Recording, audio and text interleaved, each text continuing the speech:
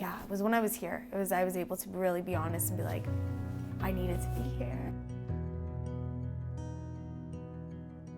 The biggest principle in my recovery is honesty. Part of that was I don't know who I am anymore. And that was the first honest thing I've ever said out loud, which made it very real.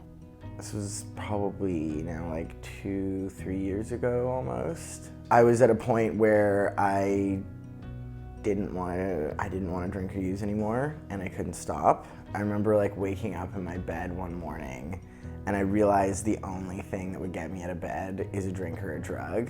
And that's a pretty scary feeling. And I remember moments while, on drugs, I would have arguments in my head about whether or not I was an addict. And I can't pinpoint the exact moment when that switched, but at a certain point, I think I tried to stop and I couldn't.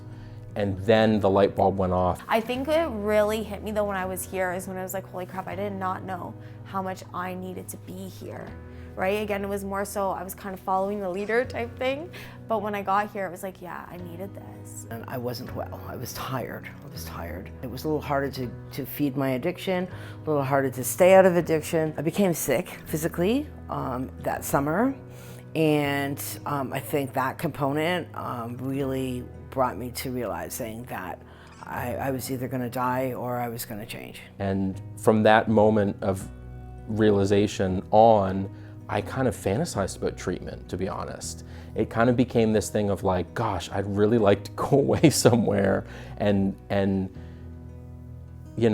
solve this.